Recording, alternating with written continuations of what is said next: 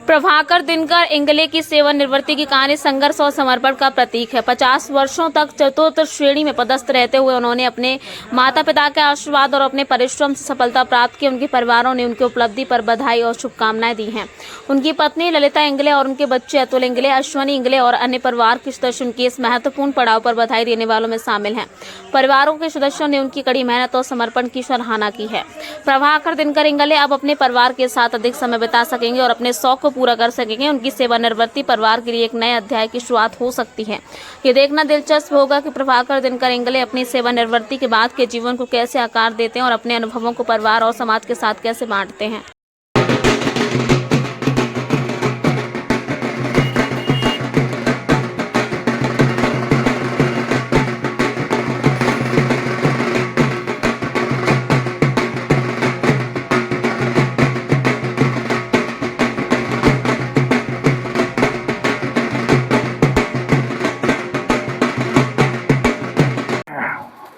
अभी जो घर पे बैठा हूँ मैं, तो थोड़ा सा अच्छा भी लग रहा है, बुरा भी लगा, क्योंकि ड्यूटी पे था मैं, तो बहुत खुश था मैं, क्योंकि वहाँ दिमाग बहुत फ्री रहता था। घर बैठे बैठे थोड़ा सा भी बोर हो रहा हूँ मैं, क्या इस वजह से मैं चाहता हूँ कि और आगे बढ़ जाता तो अच्छा रहता। क्या आप कौन से गांव से? मैं ग्राम पाटुंडा से हूँ मैं, और मेरा परिवार, मेरी जन्मभूमि ग्राम पाटुंडे से ही आती है। कैसे परिवार से बिलोंग करते थे? जैसा गरीब था, मीडियम था, या कुछ अच्छे परिवार से थे? मैं तो बहुत ही गरीब परिवार के थे। हमारा परिवार ही मतलब हमारे पिताजी जो थे, तो 12-13 लोगों को मतलब वो खिलाते थे, मतलब मिल, ताप्ती मिल में थे वो। और जब वो रिटायर हो गए तो फिर हमको संभालना पड़ा। फिर हम भी लोगों के घर मतलब खेती पे काम पे जाते थे।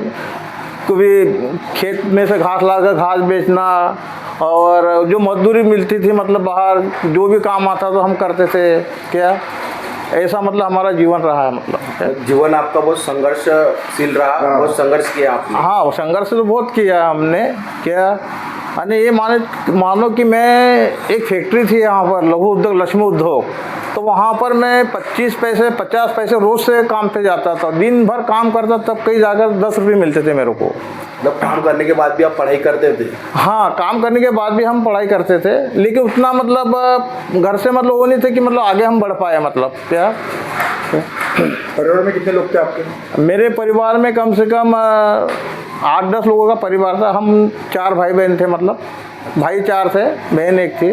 क्या तो बहुत ही गरीब परिवार से मतलब।